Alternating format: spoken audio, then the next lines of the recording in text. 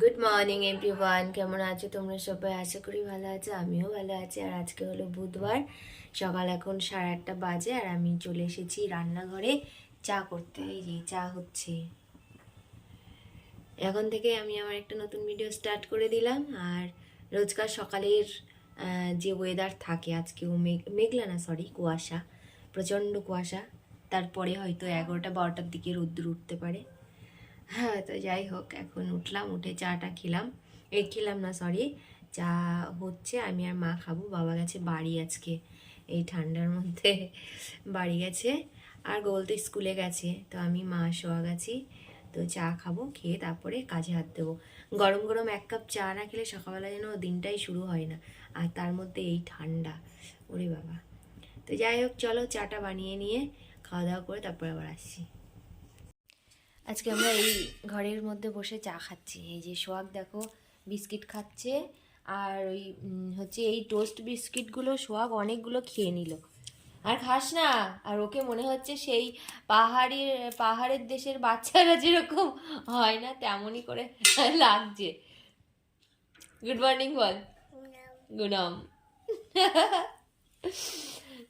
এই সোয়েটারটা তোলা ছিল, তো কালকে এত ঠান্ডা পড়েছে যে কালকে সোয়েটারটাকে বার করেছি, ওকে পরিয়েছি। মানে ছোটোখাটো আর সোয়েটারে হচ্ছে না, এখন উলের সোয়েটার লাগবে, এত ঠান্ডা। আর এই যে এইদিকে মা বিস্কিট খাচ্ছে। হাই বলো। হাই। আর যে একটা জিনিস তোমাদের সাথে শেয়ার করার আছে আজকে, বলছি। মা একটা জিনিস তোমাদের সাথে শেয়ার করবে, আমি অনেকদিন থেকে ভাবছি কিন্তু আর বলে ওঠা হয় না। আমরা তো কিছুদিন আগে চিড়িয়াখানায় গেছিলাম, তোমরা দেখেছো ভালো করেই, আগের ভিডিওতে একটা আছে। তো সেই চিড়িয়াখানা নিয়ে মায়ের একটা ভয়ঙ্কর অভিজ্ঞতা আছে, তো সেইটা বলবে মা। এখন বলো। ভয়ঙ্কর কিন্তু হাস্যকর। তুই কেন এরকম জ্বালাতন করিস আমাকে বল? বলো বলো বলো। আমাদের তখন নতুন বিয়ে হয়েছিল। হ্যাঁ। তোর বাবা আমাকে বলছে চল চিড়িয়াখানায় যাবে, আমি বলছি চলো যাই। আমাকে চিড়িয়াখানায় নিয়ে গেছিল ওর বাবা। তারপরে চিড়িয়াখানায় দেখে টেকে ফেরার সময় আমি অতটা কলকাতা চিনতাম না। আর আমি তখন ছোটও ছিলাম, আমার 18 বছর বয়স ছিল তখন। অত চিনতাম না। তা আমি বাসে উঠলে আমার বমি হয়ে যেত। বাসে উঠেছি, উঠে এবার কোথায় নামবো, কি করব, আমি তো কিছুই জানি না। তারপরে আমার বাসে উঠে বমি হয়ে গেছে। বমি হয়ে গেলে ওর বাবা আমার পাশ থেকে কিছু না বলেই নিচে নেমে গেছে। বমি হয়েছে, বমি করেছে বলে? হ্যাঁ। তারপরে আমি পাশে তাকিয়ে দেখি ওর বাবা নেই। বলছি কোথায় গেল, আমিও সঙ্গে সঙ্গে উঠে এসেছি। হ্যাঁ। উঠে এসে দেখছি রাস্তা দিয়ে, বেশ একটু দূরে রাস্তা দিয়ে ওর বাবা হেঁটে চলে যাচ্ছে। আমি পিছনে আছি কি নেই কিছুই বলেও নামিনি তোমাকে? না, আমাকে বলেও নামেনি। তারপরে কি করলে তুমি? তারপরে আমিও নেমে গেছি বাস থেকে। নেমে একটু জোরে হেঁটে তোর বাবাকে ধরেছি। আমি বলছি কি গো, তুমি নেমে চলে এলে, তা আমাকে একবার বলার প্রয়োজন মনে করলে না? বলছি তুমি বমি করেছো। আমি বমি করেছি তো কি হয়েছে? বলছে আমার লজ্জা লেগেছে, আমি নিচে নেমে চলে এসেছি। এই হচ্ছে একটা ভয়ঙ্কর অভিজ্ঞতা। নতুন বিয়ে হয়ে চিড়িয়াখানায় ঘুরতে গিয়ে এই ধরনের অভিজ্ঞতা যদি হয়ে থাকে, তাহলে আর নেক্সট বার চিড়িয়াখানা যাওয়ার কথা অন্তত নিজের হাজবেন্ডের সাথে, এরম হাজবেন্ডের সাথে কেউ ভাববে না। যাই হোক, এই গল্পটা আমি আগেও শুনেছি, আমার খুব হাসিও লেগেছে, আবার রাগও হয় যে একজন মানুষ বমি করতেই পারে, মানুষের হতেই পারে, গাড়িতে অনেকেরই সমস্যা হয়, তাই বলে ছেড়ে রেখে চলে আসবে, এইটা আমারও পেস্টিজে লেগেছে। ওনার পেস্টিজে লেগেছে, উনি আমাকে ছেড়ে দিয়ে চলে আসছে। তখন আমি কিছুই বুঝতাম না। আর কলকাতায় তো তেমন কিছু চিনতামই না। আমি তখন থাকতাম ওই ইয়েতে, ব্যান্ডেলের ওই দিকে, তালান্ডু স্টেশনে। ওখানেই আমাদের বিয়ে হয়েছিল। হ্যাঁ, আর ছোটও ছিলাম তখন। আর কি বলবো, এর চেয়ে ভয়ঙ্কর অভিজ্ঞতা চিড়িয়াখানার। এখন ওই সকাল 10:30 মতো বাজে, তো দেখো সোহাগ ঘুমিয়ে পড়েছে। ওর শরীরটা তো ভালো নেই, ঠান্ডা লেগে গেছে, মানে প্রচণ্ডই ঠান্ডা লেগে গেছে, আবার পেটটাও ভালো নেই। তার মধ্যে এই ঠান্ডাতে না ও মানে খেলবে যে সেই খেলাটাও করতে পারছে না ঘরের মধ্যে। তো দেখো ঘ্যান ঘ্যান করতে করতে ঘুমিয়ে পড়েছে।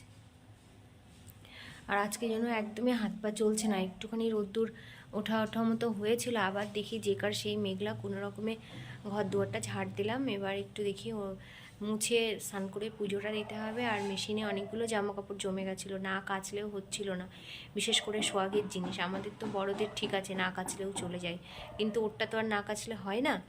তো সেইটাই এখন কাচতে দিয়েছি। আর মা করছে ওদিকে রান্নার জোগাড়। তো কী কী রান্না হচ্ছে সেটা তো শেয়ার করছি তোমাদের সাথে। তার আগে দেখি আমি ঘরটা মুছি নেই, যেহেতু ঘুমিয়ে পড়েছে। আর ও উঠলে না প্রচণ্ড কান্নাকাটি করছে, এই 2 দিন ধরে এরকম করছে। যাই হোক, এখন তাহলে তাড়াতাড়ি করে কাজটা কমপ্লিট করে নিই। ও ওঠা না ওঠা পর্যন্ত ঘন্টাখানেক মতো ঘুমাবে, তারপরে উঠে যাবে। তো চলো এখন কাজটা করি। রেড রেড দাও, রেড দাও। হ্যাঁ, রেড, ইয়েলো, blue, orange,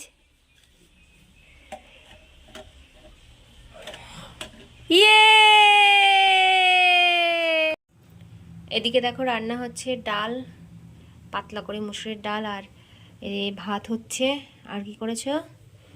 এই যে চিংড়ি মাছ দিয়ে সবজি টবজি দিয়ে একটা তরকারি করেছে। আর এদিকে সকালে খাওয়ার জন্য সেই পিঠে বানিয়েছিলাম, সেই পিঠে একটু ছিল, সেটা মা গরম করেছে। আর এখন অলরেডি 11টা বেজে গেছে। আর জামা কাপড় মেলতে মেলতে আমার মাথা খারাপ হয়ে গেছে, এমনি রোদ্দুর নেই, আর তার উপরে একবার এদিক যাচ্ছি একবার সেদিক যাচ্ছি জামা কাপড়গুলো নিয়ে মেলতে। যাই হোক, এখন একটু খেয়ে নিই, কারণ খিদে পেয়ে গেছে প্রচণ্ড। আর রান্নাও আজকে তাড়াতাড়ি হয়ে যাবে। সোয়াব কিন্তু এখনও ঘুম থেকে ওঠেনি। চান দান করে পুজো দিয়ে এখন চলে এসেছি রান্নাঘরে পাঁপড় ভাজবো বলে। একটু ডালের সাথে একটু পাঁপড় ভাজা না হলে ভালো লাগছে না, তো অল্প একটু পাঁপড় ভাজবো। তো এই যে কড়াই বসিয়েছি এখন। আর গোগলকে এবার খেতে দেবো, গোগলের খিদে পেয়ে গেছে। কালকে রাত্রেবেলা সে একটু চাউমিন খেয়েছিল, তারপরে আর কিছুই খায়নি। তো চলো তেলটা দিয়ে দিই এবার।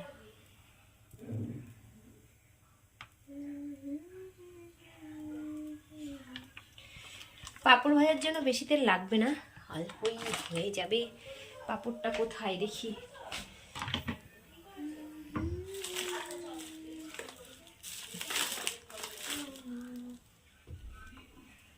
খুঁজে পাচ্ছি না, দাঁড়াও খুঁজে নিই আগে। পেয়ে গেছি খুঁজে পাঁপড়, এবার দিয়ে দিই কড়াইয়ে, দিয়ে ঝামাঝাম ভেজে নিই।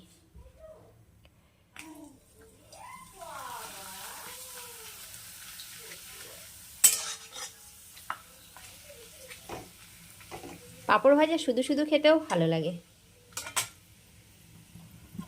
তুলে নিই।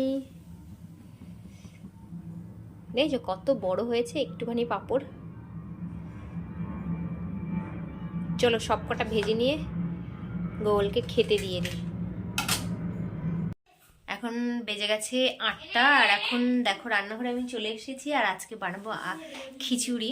তো সমস্ত সবজি টবজি কেটে নিয়েছি। এই যে এখানে আলু, যা প্রচণ্ড ঠান্ডা পড়েছে, তো রাতের ডিনারে খিচুড়ির কথাই মাথায় আসছে।